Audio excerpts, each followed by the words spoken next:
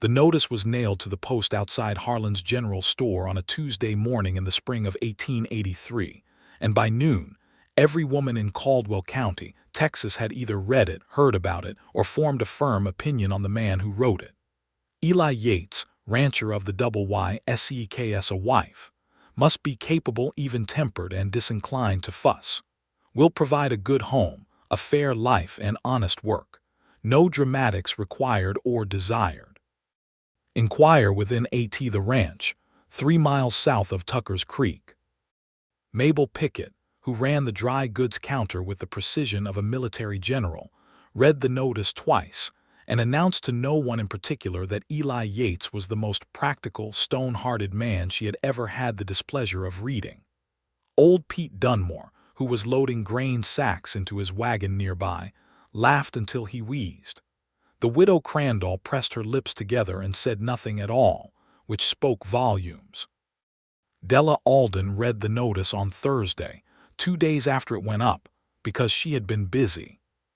She had arrived in Caldwell County just 6 weeks prior on a westbound stage from Galveston, carrying 2 trunks, a small leather satchel, a head full of practical knowledge, and a very personal reason for putting as many miles as possible between herself and the life she had left behind. She was 26 years old, composed in the way that people who have survived genuine hardship tend to be composed, and she had been working as a seamstress out of the back room of Harlan's store because it was the first work she had found and it kept her fed. She read the notice carefully. She read it the way she did everything, which was with full attention and without flinching. Then she stepped back inside the store, finished hemming the curtain panels she had promised Mrs. Harlan by Friday, packed her sewing kit into her satchel, and went back to the small room she rented above the feed store to think. She thought for the better part of 2 days. The thinking was not dramatic. It was not tearful. It was practical in the extreme, which was, as it happened, one of the things that made Della Alden rather exceptional. She had a small amount of money saved, not enough to last the winter if work dried up. She had no family west of the Mississippi, her parents having both passed within 6 months of each other the previous year, which was precisely the kind of grief that made a person want to start entirely fresh somewhere far away. She had a particular set of skills that would serve a ranch well. She could cook, preserve, sew, manage accounts, tend a kitchen garden, and nurse a sick animal back to health, which she had done twice for neighbors back in Galveston with a stubbornness that had impressed even the local veterinarian. What she did not have was a tendency toward dramatics. She did, however, have a very strong tendency toward fussing over things that mattered to her. She considered this honestly. The notice said no fussing. She was not, she decided, a woman who fussed over small things. She did not make scenes over dust on the mantel or rain ruining her bonnet or her supper being slightly overcooked. What she did do was care deeply and visibly and without apology about things that deserved caring about. Animals in pain, children without enough to eat, a fence that was going to collapse and injure someone if it was not fixed. Injustice, when she saw it plainly laid out in front of her. Those things she fussed about with her whole chest, and she would not apologize for it. She decided that the notice, strictly read, only prohibited the sort of fussing she had never been inclined toward in the first place. She folded the reasoning neatly in her mind, packed a small bag, and on Saturday morning hired herself a ride on old Pete Dunmore's wagon, which was heading south. The Double Y Ranch sat in a wide river valley between 2 low limestone ridges, and even from a quarter-mile out, Della could see that it was a serious working operation. The fences were straight and well-maintained.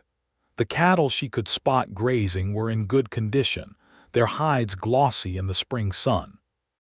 The barn was large and functional, the house itself a long, low structure built from pale stone and cedar timber that had weathered to silver gray. It was not a pretty house. It was a solid one. Della appreciated the distinction. Old Pete left her at the gate with a tip of his hat and a comment that she was either very brave or very foolish.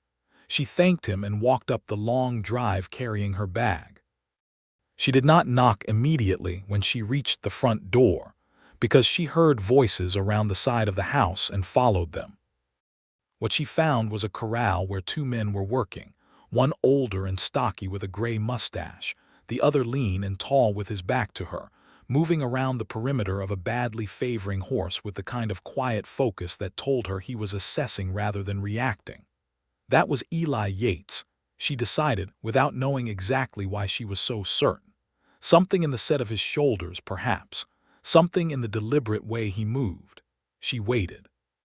She had been raised not to interrupt a man examining a sick animal. After a full minute, he crouched down and ran his hand along the horse's left foreleg, and the older man with the mustache said something low that she could not hear. Then Eli Yates straightened up and turned around, and they looked at each other across the corral fence. He was perhaps 30, with dark hair that needed cutting and a face that had been shaped by years of sun and wined into something that was not exactly handsome in any conventional way but was wholly and entirely itself. Brown eyes, a jaw that was doing absolutely nothing to make itself agreeable. He looked at her the way a man looks at something unexpected that he has not yet decided whether to be annoyed by. "You lost?" he asked, not unkindly, just direct. "No," Della said. "I read your notice." He studied her for a moment. The older man with the mustache, whom she would later learn was called Hector Ruiz and had worked the double Y for 11 years, made no effort whatsoever to disguise his curiosity. "You have any experience with ranching?" Eli asked. "I have experience with most things a ranch requires," Della said. "I can cook and preserve and manage accounts and tend stock when it's needed. I'm not afraid of hard work and I don't expect it to be otherwise." "You're from back east," he said.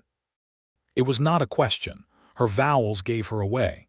"Originally," she said, "I've been in Galveston 6 years. I know what heat is and I know what work is, and I am not confused about which one this is." He looked at her for a moment longer, then back at the horse. "Come back tomorrow," he said. "I've got a horse with a leg problem and I need to see to it." It was not the warmest reception she had ever received. It was also not a dismissal, so Della thanked him, walked back to the gate, and spent the night at the Tucker's Creek Inn, which cost her more than she could comfortably spare and confirmed that she needed a solution before the next month was out. She came back the following morning. Eli Yates was in the yard splitting wood with the mechanical efficiency of a man who has done something 10,000 times and stopped finding it interesting. He stopped when he saw her coming and set the axe head down in the dirt. "You came back," he said. "I said I would." He looked at her the same way he had the day before, and she had the impression that this was simply how he looked at everything, with a kind of measuring patience that was neither unfriendly nor particularly warm. He gestured toward the house and they sat at the kitchen table, which was large and plain, and had a scratch running the full length of it that she found, for some reason, immediately endearing. He poured 2 cups of coffee without asking if she wanted any, which she appreciated because she always did. He asked her questions for an hour and a half. He asked them in a methodical, unhurried way that reminded her of a very careful carpenter checking every joint before he trusted it with weight. He asked about her background, her family, her experience with stock and crops and preserving and weather and hard times. He asked about her health. He asked whether she understood what the work of a ranch wife actually entailed in practical terms, not in romantic notion. He asked, with a bluntness that would have offended a more delicate woman, whether she had any debts or entanglements following her from Galveston that were likely to arrive unannounced. She answered everything honestly. She did not volunteer more than he asked, but she did not soften any of it either. When he asked about the entanglements, she said, "I had a man in Galveston who did not understand that my answer to a question could be no. I made certain he understood it finally, and I left. That is the extent of it." Eli Yates nodded slowly. There was something in his expression that shifted almost imperceptibly when she said that, not sympathy exactly, but something that was careful in its attention. "I should tell you what I'm not," he said after a pause. "Please do," Della said. "I'm not a man given to a great deal of talking," he said. I work this ranch from before dawn until after dark most days. I don't have use for ceremony or decoration. I don't expect my house to be anything other than a working home. What I can offer is steady, clean, and fair." He paused. "And I will not raise my hand to you, ever, or my voice, not unless there's a genuine emergency that requires it. I want that said plainly." Della looked at him steadily. "I want it said plainly too," she said. "I will work hard and without complaint about the work itself. I will not make theater out of nothing. But I will speak when something is wrong. I will not be a woman who sits quiet when there is a real problem in front of her. If that is a difficulty for you, we should know it now." He considered that. She watched him consider it, watched the thought move behind his eyes like something being turned over and examined for weak spots. "That seems reasonable," he said finally. "Yes," she said. "I thought so." They were married 3 weeks later at the courthouse in Tucker's Creek, on a Wednesday afternoon in early May of 1883, by a judge named Harold Fitch, who was clearly doing them both a favor by being available. Hector Ruiz came as witness, along with a young ranch hand named Tommy Greer, who was 19, and could not quite stop staring at Della with an expression of frank astonishment, as if he had not quite believed until this moment that Mr. Yates was actually going to do it. Della wore a dark blue dress she had made herself from fabric she had bought at Harlan's store. It was not a wedding dress in any traditional sense, but it was well made and the color suited her. Eli wore a clean shirt and his good hat, which was not, she noted, his everyday hat, and she found this touching in a way that she did not mention to anyone. After the ceremony, which lasted 11 minutes including the judge's brief and clearly memorized remarks, they rode back to the Double Y in Eli's wagon. For most of the ride they were quiet, which was not uncomfortable. The land was green with late spring, and the sky was enormous above them, the kind of sky that you could only find this far west, all that blue volume pressing down on the earth with a grandeur that made a person feel both small and strangely grateful. Della watched a hawk turning wide circles above a mesquite flat and thought that she had made a practical decision that she hoped would not be a cold one. "Hector's wife Carlita sends her regards," Eli said, eventually. "She would have come, but the youngest one has croup." "How many children do they have?" Della asked. "4, he said. 3 boys and a girl, the girl's the oldest." "How old?"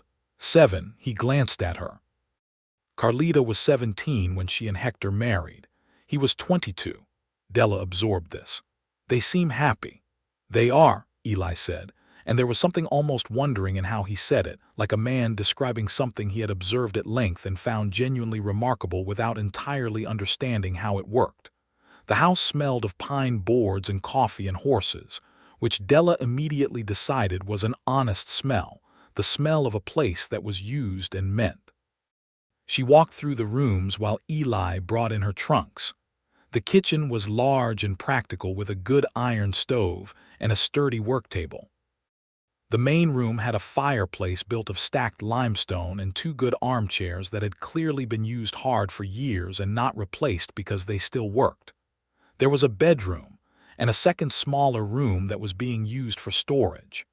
There were 2 windows in the main room, both south-facing, which meant good light, and Della stood in that light for a moment and thought that she could work with this.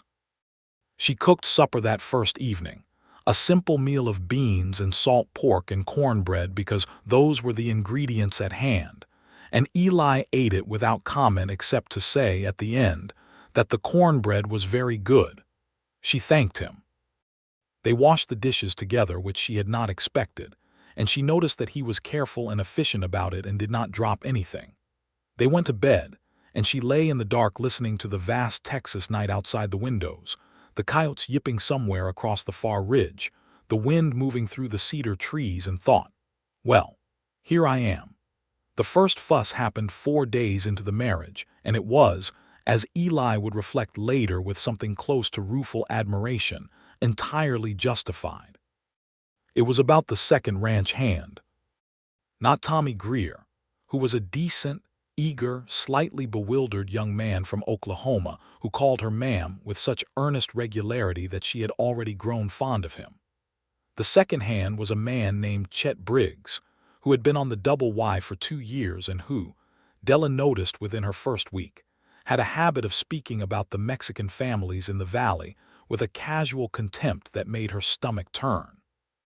He did not do it when Eli was directly present, which told her something about both his intelligence and his cowardice, and he did it with the particular lightness of a man who had never had anyone meaningfully push back. On the 4th day, Della was carrying water from the kitchen pump to the vegetable garden. She was planning to begin establishing along the south fence when she heard Chet say something to Tommy about the Ruiz family that was ugly enough to stop her feet in the dirt. She set down the bucket. She walked to the barn doorway where the 2 men were working. "Mr. Briggs," she said. Chet looked up with the smug confidence of a man who expected a new wife's remonstrance to amount to very little. "Ma'am." "What you just said about Hector Ruiz and his family," Della said, "was wrong, not impolite, not indelicate, wrong. Hector Ruiz has worked this land for 11 years with more loyalty and skill than most men manage in a lifetime, and his family are our neighbors. You will not speak about them that way on this property. Not to Tommy, not to yourself, not to anyone." There was a silence. Chet Briggs looked at her with the particular expression of a man calibrating whether he needed to take this seriously. "Now, ma'am, I heard what you were just," Della said. "I'm telling you it stops." She picked up her bucket and walked back to the garden. She told Eli that evening while they were sitting in the main room after supper, Eli cleaning his rifle with the methodical patience he brought to all his maintenance tasks. She told him plainly and without embellishment. He listened without interrupting.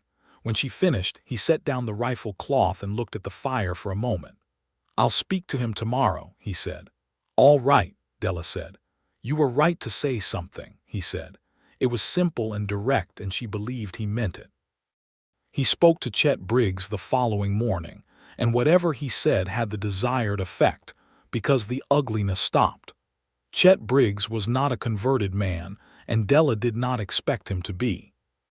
What mattered was that the Double Y was no longer a place where he felt comfortable saying such things out loud, and that, she decided, was a meaningful improvement. Carlita Ruiz came by the following Saturday with the children, the youngest now recovered from the croup, and chasing a chicken around the yard with the single-minded ferocity only small children possess. She was a warm, dark-eyed woman of 28 who looked at Della with open curiosity, and something that was not quite skepticism, but was the honest version of reserve that a woman develops when she has watched a place long enough to care what happens to it. Della served the children buttermilk and sliced bread with preserves she had found in the root cellar, and she and Carlita talked for 3 hours about the vegetable garden and the best places to gather herbs in the valley and the upcoming dry season, and the way the creek flooded in heavy rains. By the time Carlita Ruiz gathered her children to leave, they had the particular ease between them of women who have discovered they speak the same practical language. Carlita paused at the gate and looked back at Della with an expression that was the beginning of a smile. "He has been alone here a long time," Carlita said. "It was making him strange." She said it with affection. Then she was gone. Della thought about that for several days. June came in hot and dry, and the work settled into a rhythm that she was genuinely grateful for, because rhythm was how she organized her mind and her days. She was up before dawn, had the stove going and coffee ready by the time Eli came in from his first check of the livestock, which he did each morning at a pace that suggested he found it a meditative practice. She cooked breakfast, managed the house and the expanding kitchen garden, helped Tommy with fence repairs when an extra pair of hands was useful, drove the wagon into Tucker's Creek for supplies once a week. She began keeping the ranch accounts, which had previously been managed by Eli in a ledger with a handwriting that she could only describe as the work of a man writing in the dark during an earthquake, and she had them organized and legible within a fortnight. She and Eli talked more than she had expected.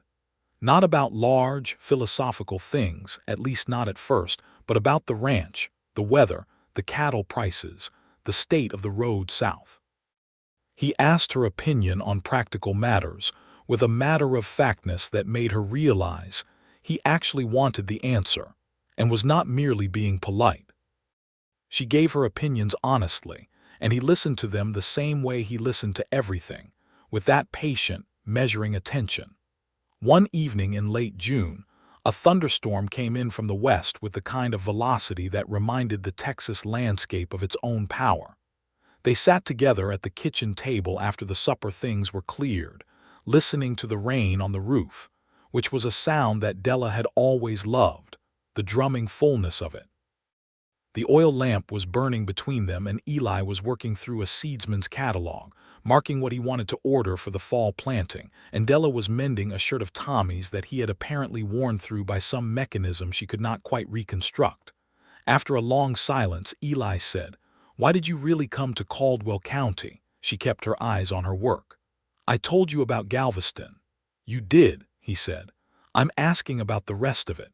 She looked up. He was watching her without pressure, just that steady attentiveness, and she thought, he is a man who notices things. He simply does not say so until there is a reason. She set down the mending. "My mother died in February of last year," she said. "My father in July.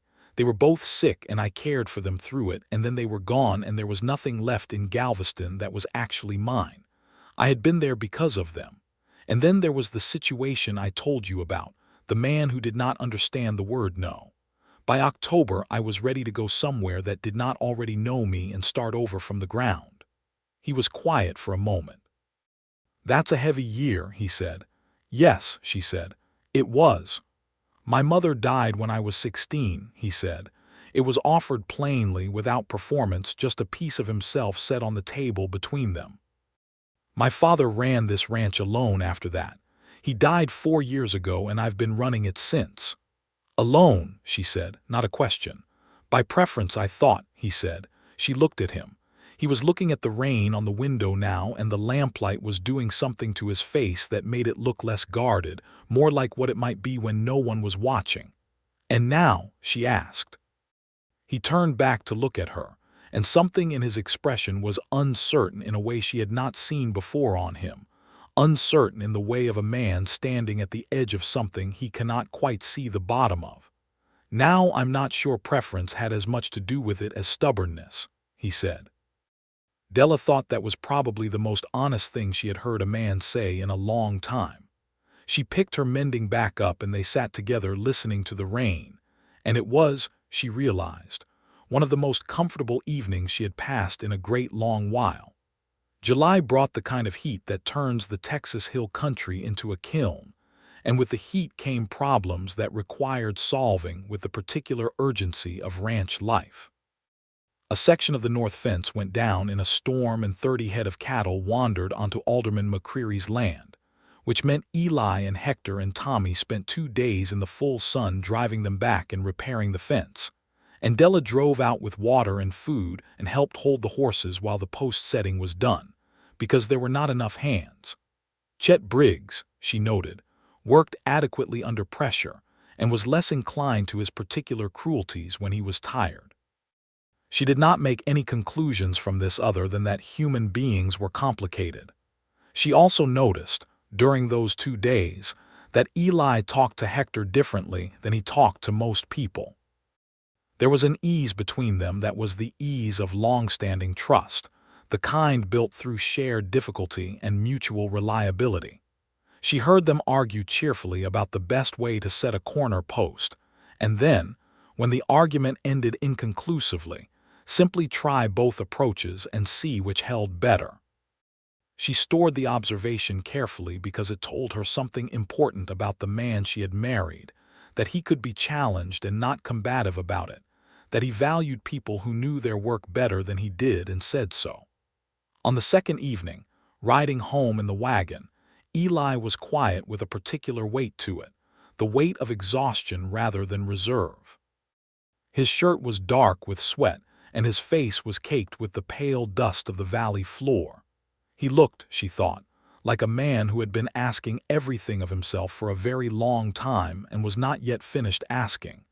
Without particularly planning to do so, she reached over and laid her hand over his where it rested on his knee. She did not say anything. He looked down at her hand, then at her face, and his expression shifted in a way she was starting to learn the geography of, a kind of internal opening that his composure almost but not quite contained. He turned his hand under hers and held it. They rode the rest of the way home like that, not talking, the evening sky turning colors above the ridgeline that could not be adequately described and probably should not be, the kind of beauty that requires silence. The kiss came 11 days later, and it came because of a coyote. Della had been woken at 3 in the morning by the sound of the chickens throwing themselves into a panic in the coop, and she was out the back door with a lantern and the small revolver that Eli had insisted she learn to use before she was fully awake. She had, in fact, learned to use it reasonably well over the past months, because when Eli Yates insisted on something practical, he did not do it halfway, and she was not a woman who learned things halfway. She got to the coop before the coyote could do much damage beyond knocking the latch open, and the shot she fired over the animal's head sent it scrambling back into the dark. She was standing there in her nightgown and boots and wrapper coat, breathing hard, lantern in one hand and revolver in the other, surrounded by 12 profoundly indignant hens, when Eli arrived at a run from the house. He stopped when he saw her. He looked at the lantern, the revolver, the scattered but unharmed chickens, and the retreating darkness where the coyote had been. "You got it," he said. "I scared it off," she said. "I wasn't trying to kill it. There are too many rabbits this year anyway, it's just hungry." He looked at her with an expression she had not seen before on him, something that was surprised and not at all displeased and maybe something else besides. And before she had quite processed what was happening, he had crossed the few feet between them and kissed her with a directness that was exactly like him. Not tentative, not performative, just completely and sincerely meant. She kissed him back with an equal sincerity, and the chickens complained around their feet, and the Texas dark pressed in warm and close on all sides, and it was, objectively, the most unlikely romantic moment she could have imagined, and she found she did not mind that at all. After a moment they stepped back from each other. Eli's expression in the lantern light was something she had not yet seen from him, a kind of undone quality like a man who has just said something true before he had time to decide whether to say it. "The latch needs replacing," Della said. Her voice was remarkably steady. "Yes," he said. "I'll do it tomorrow." "I'll hold the lantern," she said. They went back inside together and she thought, "Oh, there it is. There is the thing I did not know to look for." She did not sleep much for the rest of that night, but it was not from anxiety. August arrived with its particular brand of mercilessness, but it also brought, for Della, something that felt like the first true season of belonging she had experienced since before her parents fell ill. The garden she had planted in May was producing furiously now, tomatoes and squash and green beans and peppers, and she was preserving with a focused intensity that filled the root cellar shelf by shelf and gave her a deep satisfaction that was almost physical. Carlita Ruiz came twice a week now, and they preserved together, and the Ruiz children were a near-constant presence in the yard, which made the place sound like something other than a working site and more like a home. Tommy Greer had a habit of eating any food left within reach without appearing to notice he was doing it, and Della had begun simply leaving a plate of biscuits on the kitchen windowsill whenever she baked, which meant they disappeared without ever needing to be offered, and Tommy went about his work with slightly improved morale. She did this quietly and did not comment on it, and Tommy, who was not a foolish young man, knew exactly what was happening and was grateful in the wordless way that 19-year-olds who are not yet fluent in gratitude manage to express it, which mostly consisted of fixing things around the house without being asked. She and Eli were figuring each other out in the slow, serious way of people who understand that the figuring matters. She had learned that he was most likely to talk in the evenings, after supper, when the day's demands had released their grip, and he could think of things that were not immediate. She had learned that he showed care through action almost exclusively, that the fact that he had fixed the kitchen pump the day after she mentioned it was awkward meant the same thing that words would mean from a different kind of man. She had learned that he had a dry, precise sense of humor that emerged in the most unexpected moments and was one of the better things about him, and that he was quietly proud of the land in the particular way of people who have put real labor and real love into a piece of earth over time. He was learning her too. She could tell. He was learning that when she went quiet it was not trouble, it was thought, and he had stopped asking whether something was wrong and started simply waiting, which she appreciated enormously. He was learning that her fussing, when it came, was the kind that came from genuine care and not from performance, and she noticed that he had started paying attention when she fussed, rather than away from it. In late August, there was a situation with a family on the eastern edge of the valley, a homesteading family called the Barlows, who had come from Missouri 2 years prior, and were struggling in the particular desperate way of families who arrived with too little capital for the country they had come to. The father, George Barlow, had been injured in April by a horse kick to the knee and had not recovered proper use of the leg, and his wife Nora was managing 3 children, a milk cow, a small corn crop, and a husband who was, as Nora put it with careful understatement when Della rode over to see her, not taking the situation as well as one might hope. Della came home that evening and told Eli about it while he was washing up at the basin on the porch. "The corn is going to need harvesting in 3 weeks," she said. "Nora can't do it alone, and George is not going to be useful with that leg, not this season. They're going to lose the crop." Eli dried his hands. He thought for a moment. "I'll take Tommy and Hector over the week after next," he said. "Thank you," Della said. He looked at her briefly. "You're not surprised," he said. "No," she said. "I'm not."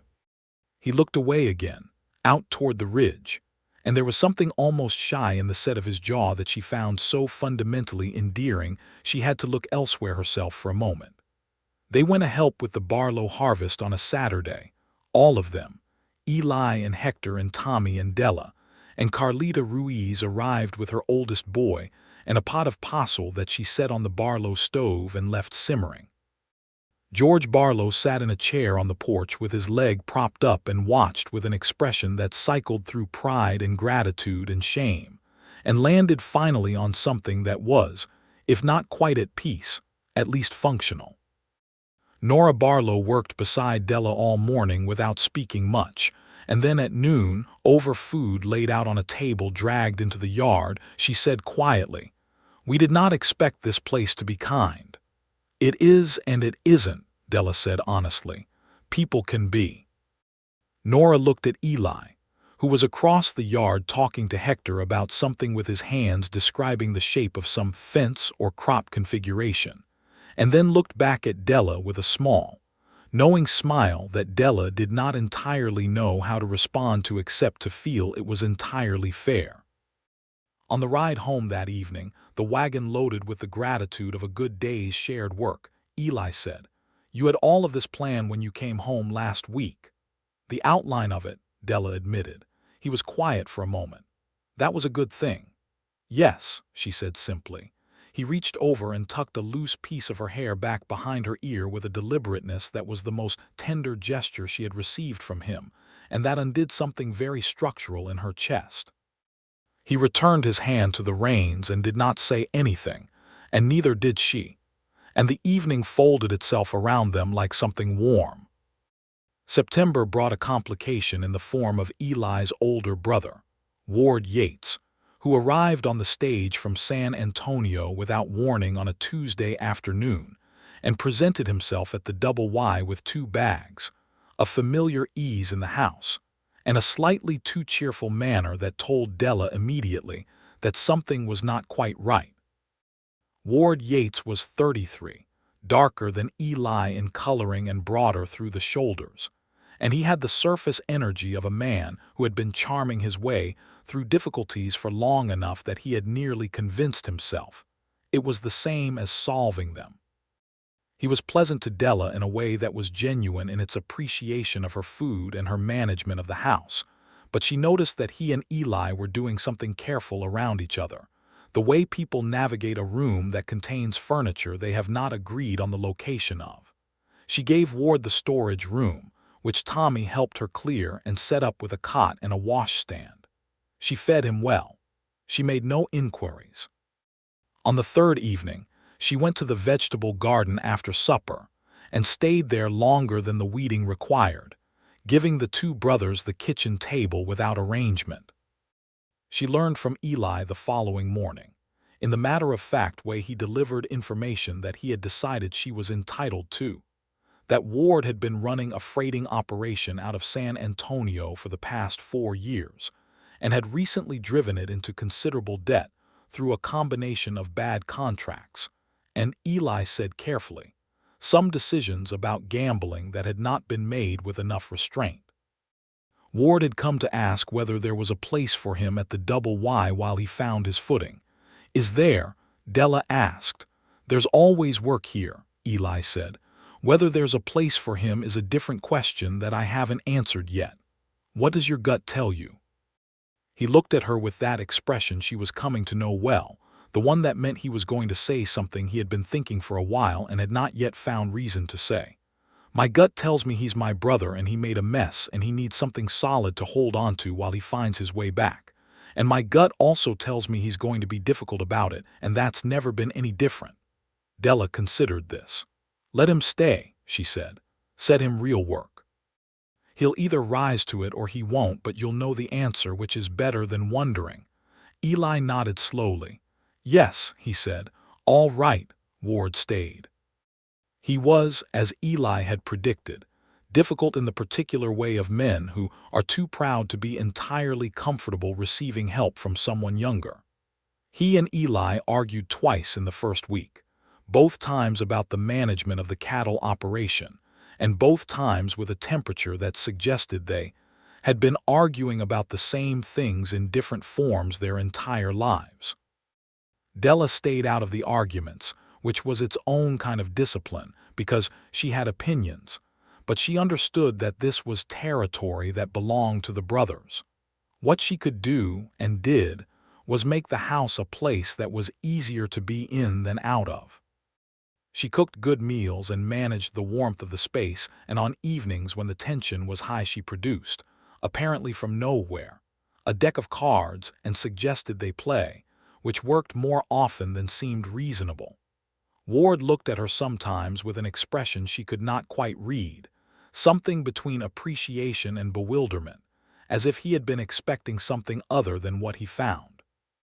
One evening when Eli had gone to check on a heifer with a difficult pregnancy, Ward sat in the kitchen while Della was finishing the evening's baking and said, without looking up from the table, "You're not what I expected." "What did you expect?" she asked. He thought about it genuinely. "Someone quieter," he said. "He said in his letter you were even-tempered." "I am," Della said. "Even-tempered and quiet are different things." Ward laughed, and it was the most unguarded thing she had heard from him since his arrival. "Lord, I think you might be exactly what he needed," he said. "I just hope he's doing right by you." "He is," she said, and she meant it without qualification.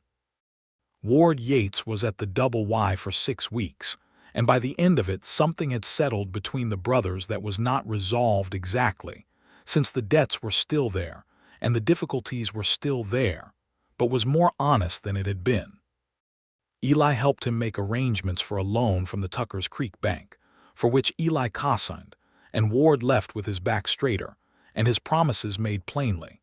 He hugged Della with a spontaneity that surprised both of them, and told her she was welcome to visit San Antonio whenever she liked. She thanked him and meant it. After he had gone, Eli was quiet for a day, and she left him with the quiet the way one leaves a person with whatever they need to do their thinking in.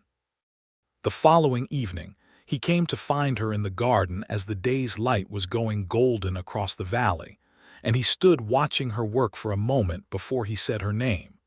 She looked up at him. "I know I am not an easy man to know," he said. He said it with the directness he brought to everything, no performance, no hedging, just the statement placed before her for her consideration. "You're not difficult either," she said. "You're just quiet in ways that take some reading." "You read them well," he said. "I pay attention," she said. He came through the garden gate, which was something he almost never did because the garden was understood as her particular domain, and stood close to her in the last of the warm evening light. He looked at her the way she had, by now, come to understand meant that he was feeling something considerable and was not yet sure what to do with it. "Della," he said. "Yes," she said. "I think I am falling in love with you," he said. "I should have said it before now.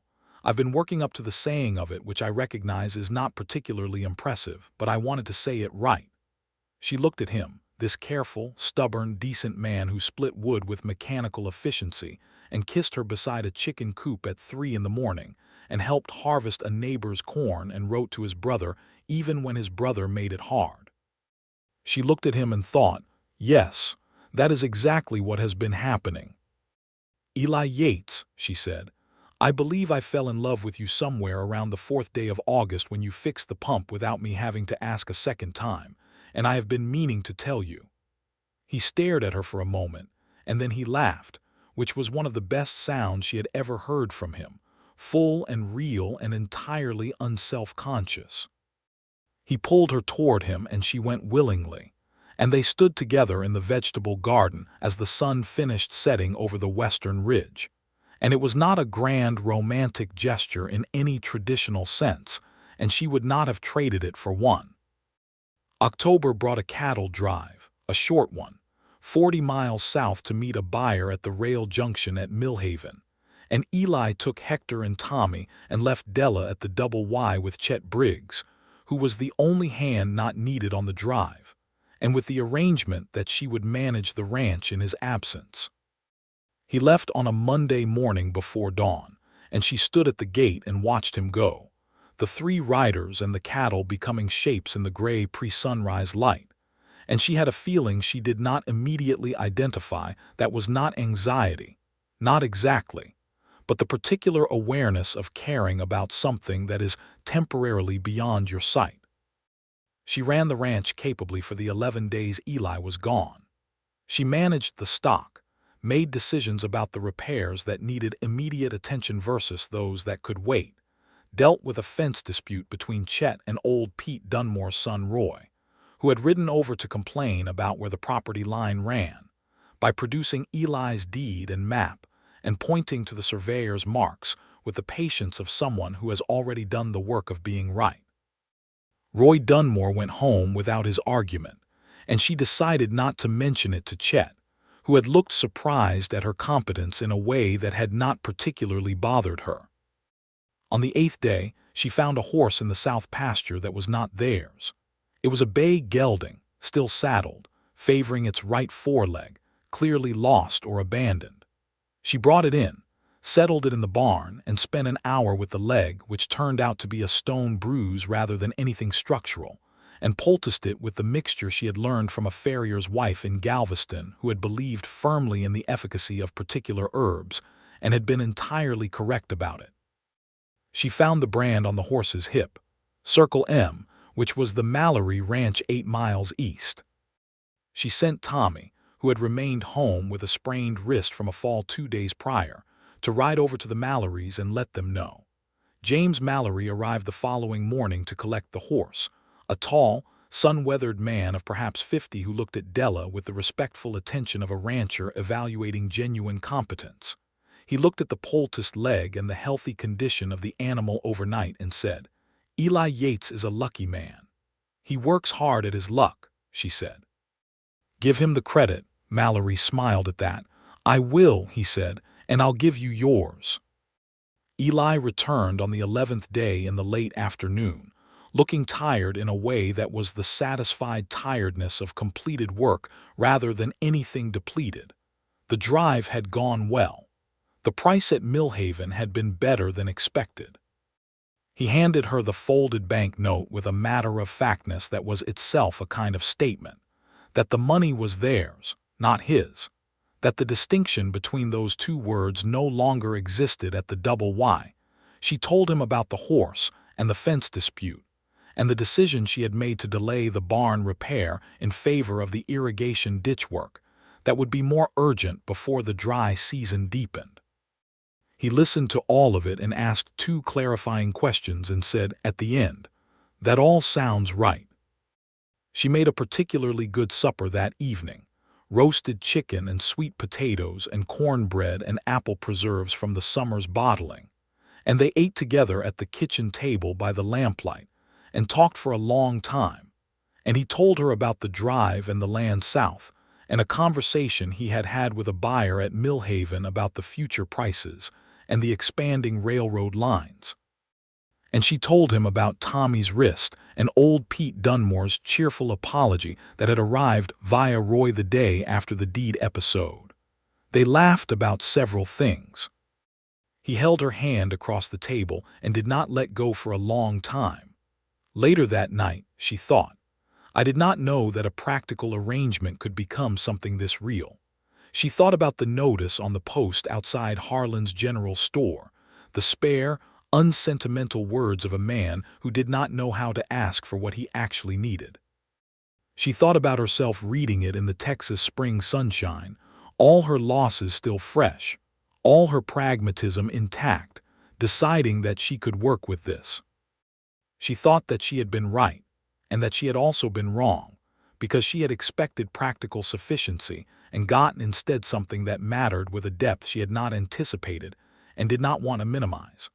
November brought its own gifts. The weather cooled and the light changed to the long golden slant of Texas autumn, and Della's garden finished its season with a satisfaction she could measure in the filled shelves of the root cellar, enough preserved food to see them well through winter.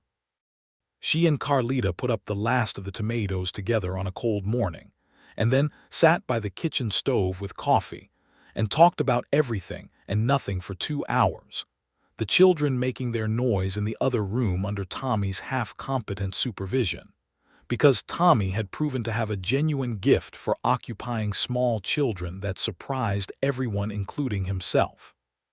Hector came by in the evening to collect his family and stayed for supper, and the table was full in a way that Della found deeply, specifically satisfying.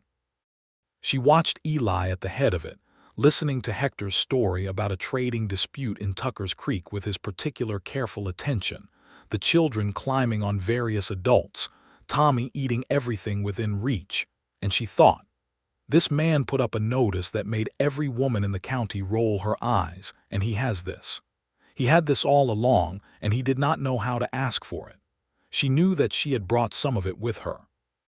She knew also that it had been here waiting in the soil of the place, in the loyalty Hector gave without performing it, and the care Tommy absorbed like sunlight, and the solid walls Eli's father had built from limestone pulled out of the valley floor. She had found a home that was willing to be home, and she had been willing to make it one. Chet Briggs left the Double Y in December. He left with 2 weeks' pay that was fair, and a reference from Eli that was honest in its assessment of his work without elaborating on his other qualities, which was, Della thought, genuinely gracious of a man who did not have to be. Chet shook Eli's hand and nodded at Della without quite meeting her eyes and rode off down the south road. Tommy watched him go and then went back to work, which told her everything she needed to know about the general morale of the operation. A new hand, recommended by Hector, was due to arrive in January. His name was Luis Vega, Hector's young cousin from Laredo, 22 years old and experienced with cattle. He arrived on a gray January morning and proved, within the first week, to be the best practical cowboy who had worked the Double Y in some time, with a particular gift for reading cattle behavior that Eli recognized immediately and valued without needing to announce it. He was quiet and competent and treated Della with a natural courtesy that required nothing from her in return, which she appreciated. January was cold and clear, and the ranch work settled into its winter rhythms, slower and inward turning, focused on maintenance and planning, and the careful attention to the animals through the cold. Della found that she loved the ranch in winter with a specific tenderness. There was a pared-down honesty to the place when the summer's abundance was finished, just the essential structure of it, the stone and timber and livestock, and the work required to maintain them. She and Eli were spending the evenings close to the fire now, the long, dark Texas winter evenings that drove you inward. He was reading. She was sewing or writing letters to Ward in San Antonio, who had been making good on his promises with a consistency that apparently surprised himself slightly. They talked more now than they had in the beginning, the way two people talk who have gotten past the early careful distances and found the real territory of each other. He told her about his childhood on this ranch, his mother, who had been a woman of considerable force and tenderness from what she could gather, his father's long widowhood, and the way it had shaped the man Eli became, careful with attachment in a way that was both a protection and a limitation. She told him about Galveston, the smell of the Gulf, her father's workshop where she had spent hours as a child watching him repair clocks, the small meticulous pleasure of tiny mechanisms set right. She told him about the last 2 years of her parents' lives in more detail than she had managed before, and he listened without trying to fix any of it or redirect it, just present with the weight of it, which was exactly what was needed. In February, she told him she believed she was pregnant. She told him in the morning before he had quite finished his coffee, because she had found that he received unexpected information better before the day's demands had fully organized his thoughts. She told him plainly, watching his face. He set down the coffee cup. He looked at her for a moment that held a particular internal quality, something passing through him that she could not fully read, and then he stood up and crossed the kitchen and put his arms around her with a care that was total and careful, and she leaned into it and thought, "Yes, this is us. This is who we are. Are you well?" he asked, his voice close to her ear. "Yes," she said. "Tired in the mornings, but I think that is normal." "I'll bring Carlita today," he said. "Carlita will figure it out without your help," Della said. "She's been suspecting for 2 weeks." He pulled back to look at her face. "How do you know?"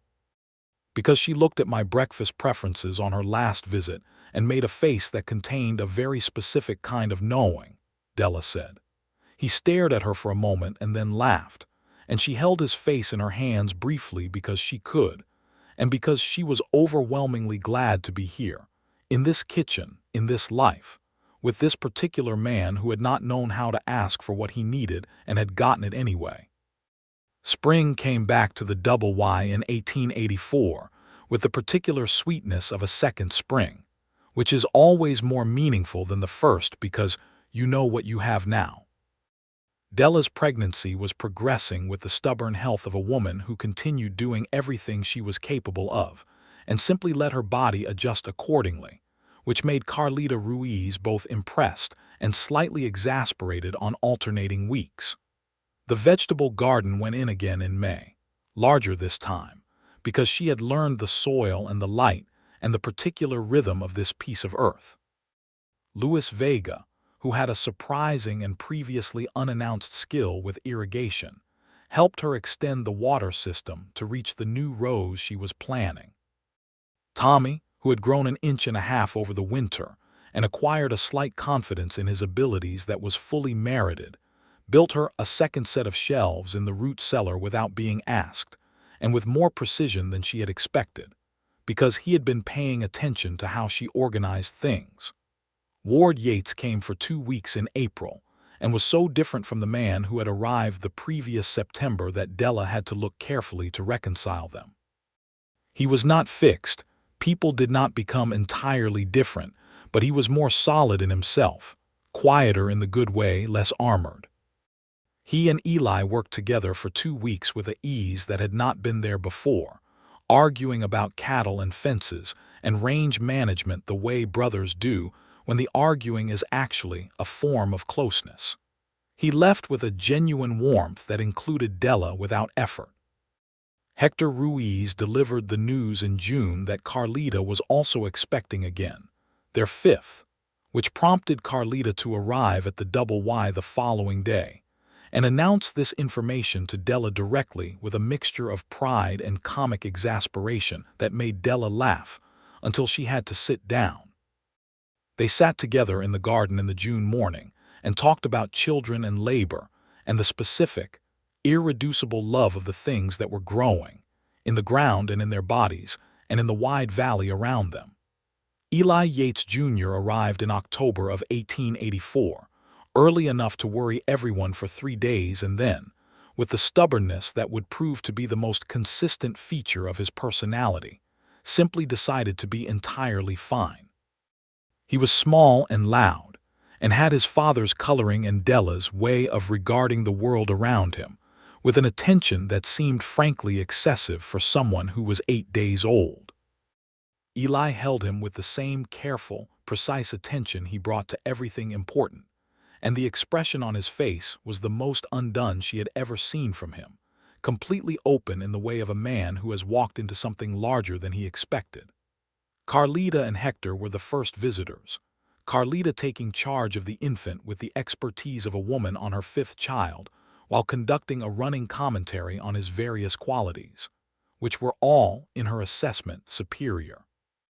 Luis Vega appeared at the door with his hat in his hands, and a gift of carved wood animals he had made himself, which Della received with a genuine emotion that surprised them both.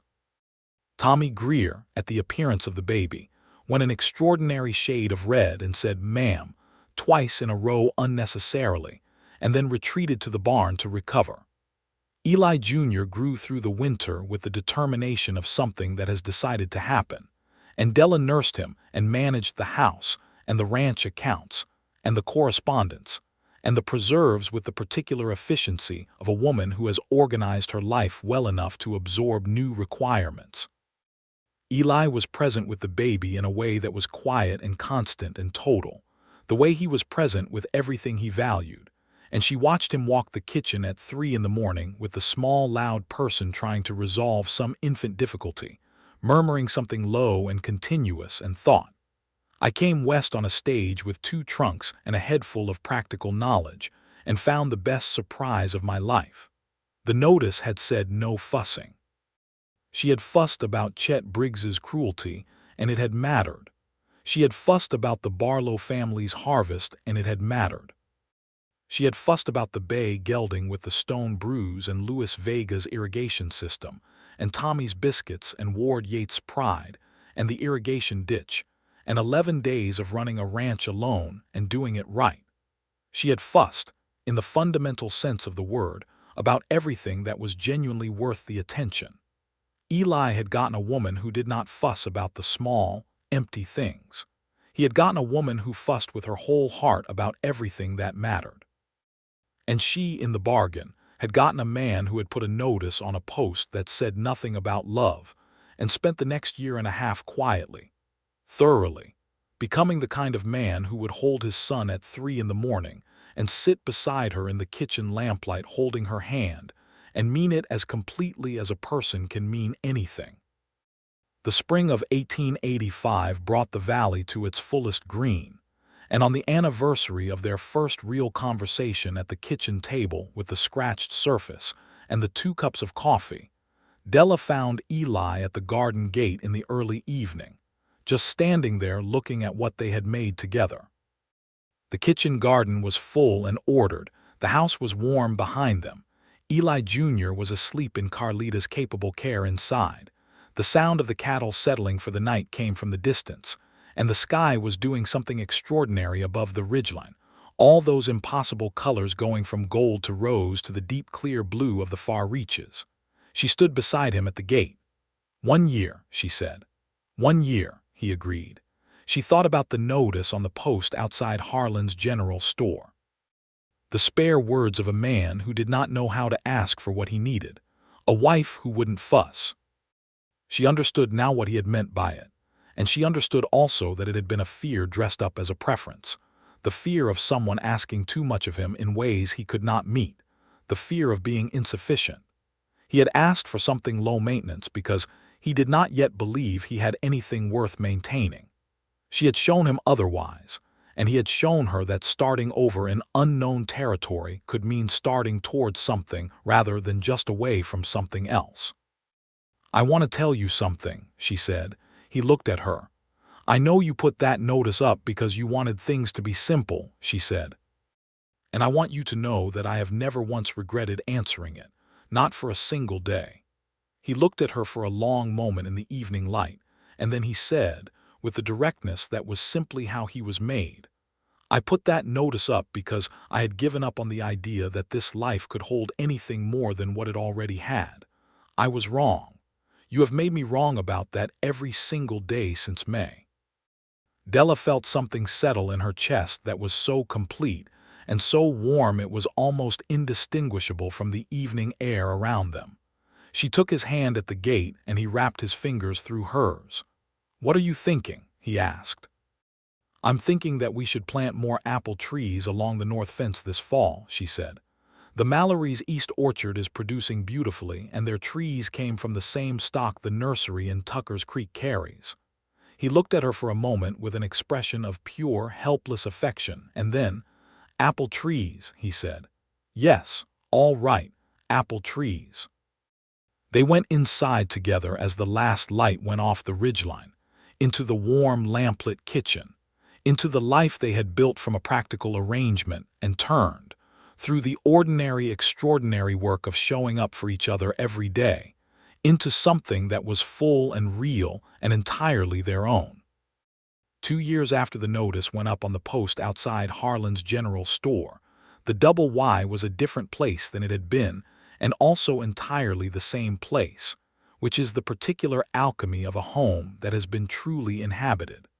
The stone walls were the same pale limestone. The cedar timber had weathered another 2 years to a deeper silver gray.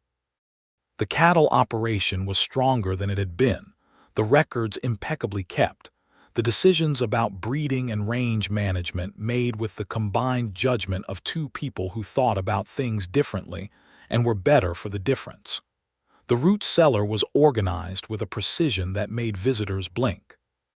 The apple trees along the north fence were small and new and very determined.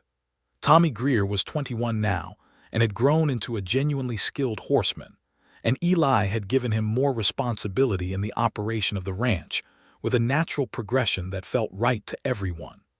Luis Vega had built himself a small bunkhouse addition with his own labor and Hector's help, which was itself a statement about permanence that Eli acknowledged by paying for the lumber without comment.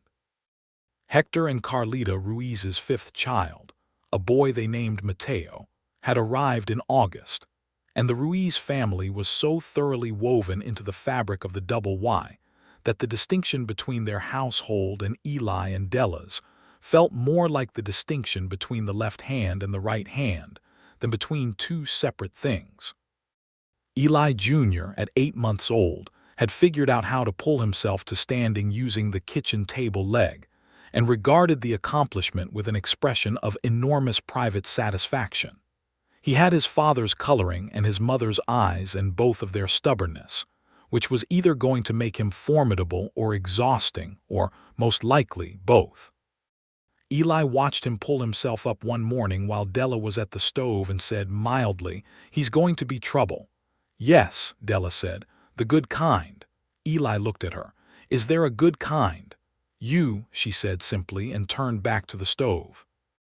There was a silence behind her, and then the particular quality of quiet that meant he was looking at her with that expression she knew by heart now, the one that was still slightly undone around the edges despite everything, as if something about her continued to take him lightly by surprise.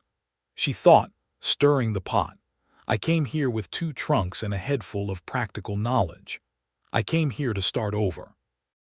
I came because the notice said something manageable, and I could be that and survive. What I did not account for was that surviving would become something so much larger and better than itself. What I did not account for was him." She turned around from the stove, and he was watching her with the full, quiet, genuine love of a man who has finally understood what he was missing and will not, for one single ordinary morning of their life together, take it for granted. The baby was standing at the table leg regarding his own feet with forensic concentration. The stove was warm. Outside, Tommy was crossing the yard calling something to Lewis. The apple trees along the north fence were small and green in their first season. The accounts were balanced, and the root cellar was full, and the land was theirs. She walked across the kitchen and kissed Eli Yates on the corner of his mouth, and he caught her around the waist with the ease of a man who has been doing this long enough to know exactly where she fits. And for a moment they stood in the middle of the kitchen on an ordinary morning in 1885 in Caldwell County, Texas, with everything they needed in the walls around them and more growing outside. The notice had asked for a woman who would not fuss. What Eli Yates had gotten was a woman who fussed with infinite care and specific intention about everything in this life that was worth the breath. He had gotten, in the precise and improbable way that the best things arrive, exactly what he needed. And so, for the matter of that, had she. The years rolled forward the way good years do, with their sorrows and their ordinary miracles, their difficult seasons and their moments of grace that arrived so quietly you almost missed them if you were not paying attention. Della had learned to pay attention, and Eli had learned, through her patient example, to look at what was in front of him instead of always looking at what needed managing. They had a second child in 1886, a daughter this time, whom they named Ruth after Della's mother, and Ruth arrived into the world with an opinion about it that she made clear immediately and did not soften with time. She had her mother's tenacity and her father's precision, and the particular confidence of a child who grows up knowing exactly where she belongs. Tommy Greer, who was now so integral to the Double Y that calling him a ranch hand felt insufficient, became Ruth's primary devotee from her first week, and could be found with some regularity holding her in the yard while Della had her hands in the garden, explaining to the infant with complete seriousness the various merits and flaws of the horses in the corral, which Ruth appeared to find compelling. Ward Yates came back for Christmas of 1885 and 1886, and each time he came back there was more of him in the good sense, more settled, more honest, less performing. He had met a woman in San Antonio, a schoolteacher named Della Morno, and by Christmas of 1886 it was clear, from the way he talked about her without quite meaning to, and then noticed he had been and looked slightly self-conscious, that something real was happening there. Eli, who did not pry, asked exactly one question about her, and then let Ward say what he wanted to say on his own schedule. Della asked more questions, which Ward answered with a willingness that told her he wanted to be asked. She decided she liked Della Morno without having met her, purely on the evidence, and was right about that when they finally met the following summer. The valley around Tucker's Creek was changing, slowly, in the way the West changed in those years. More families, more roads, the railroad coming closer every season with its promise and its disruption. Della watched the changes and thought about them carefully, which was her way, and Eli watched them and planned around them, which was his. Together, they made decisions about the Double Y that were designed for permanence, for the land's health across a longer span of time than any single season or any single pair of hands. She went back to Harlan's general store in Tucker's Creek one spring morning in 1887 for supplies, Eli Jr. walking beside her with the determined independence of a nearly 3-year-old who has opinions about his walking pace and will not be hurried. The store looked the same as it had when she had first arrived, the pine boards and the smell of dry goods, and the post outside where announcements were nailed in various states of weather-worn legibility. There was a new notice on the post. A different kind, this one from a farmer east of town wanting help with a harvest. She read it with Eli Jr. attempting to climb the post beside her, and distracted herself by lifting him to look at the notices at eye level, which he regarded with the grave attention of a child pretending to be able to read. She thought briefly about the other notice. Eli Yates, rancher of the Double Y, SEKS a wife. She thought about herself reading it in the spring sunshine of 4 years ago. 2 trunks and a head full of practical knowledge, and a very specific kind of grief, and a very specific kind of determination. She thought about walking up the long drive and hearing voices around the side of the house and following them, because she had always been a woman who followed things to their source. She thought about Eli at the corral, his back to her, moving around a favoring horse with the quiet focus of a man assessing rather than reacting. She thought about his first words to her, direct and unadorned, and her own in response, and the scratched kitchen table, and the 2 cups of coffee, and a marriage made at a courthouse in 11 minutes that had become the organizing fact of her life. She set Eli Jr. back on the ground, and he immediately tried to sit in a mud puddle, and she moved him sideways without fuss, and he gave her the expression of a child who knows a veto when he sees one. "Come on," she said. "Let's get the flour."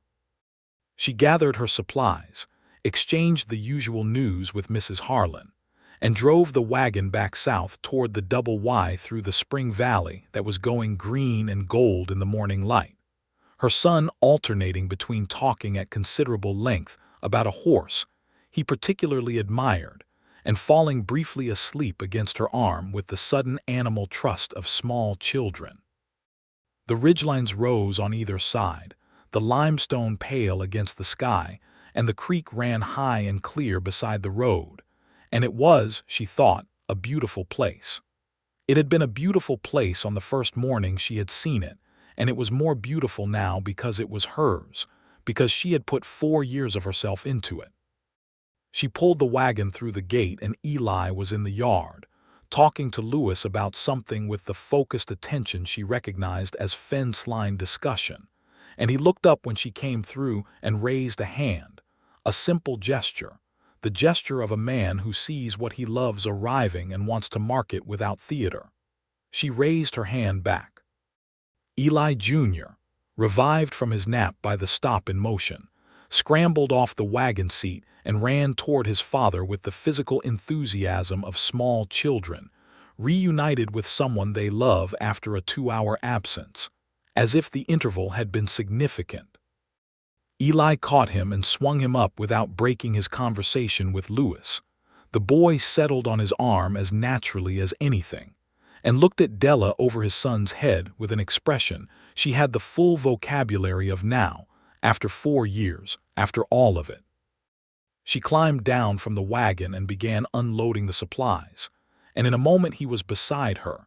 Eli Jr. delivered to Lewis for purposes of the inspection of whatever was interesting in the barn, and Eli was lifting the flour sack with the matter-of-fact capability that was one of the most attractive things about him. And they carried the supplies into the kitchen together the way they did everything, without ceremony, without drama, with the deep, real, working partnership of 2 people who have chosen each other every single day.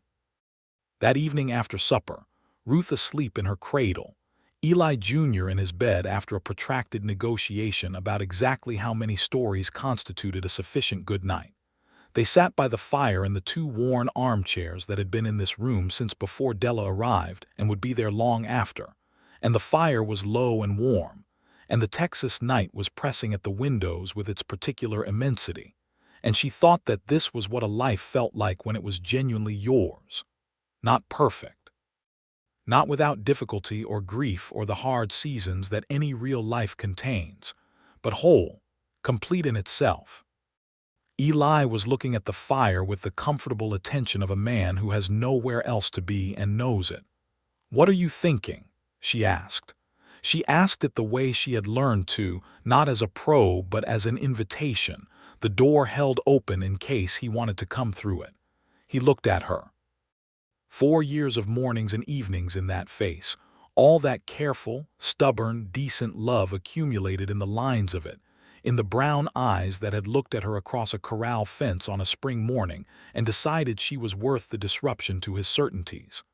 "I'm thinking I put up a poor notice," he said. She raised her eyebrows. "I put up a notice asking for something simple," he said. Something that would not require too much from me. I was afraid of requiring too much. I was afraid of what I would do if I got it wrong. He paused. What I got was you. And, she said, and I got it exactly right, he said, without knowing what I was doing.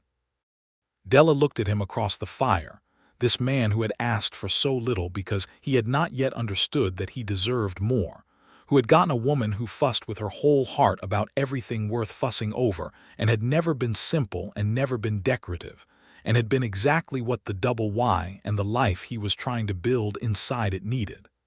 The notice was not so poor, she said. It found me. He reached across the space between the chairs and she put her hand in his, and they sat together by the fire as the night went deep around them. The ranch quiet with the particular piece of a place that has been well tended and will be tended again tomorrow. The apple trees growing small and patient along the north fence. The accounts balanced in the ledger with Della's clear hand. The root cellar full. The cattle settled. The children sleeping. The years ahead laid out in front of them like good land. Long and open and entirely theirs. She had come west with 2 trunks and a head full of practical knowledge, and found something she had not put on any list or allowed herself to expect, because grief teaches you to keep your expectations modest and life, sometimes, when you are not watching too carefully, exceeds them entirely.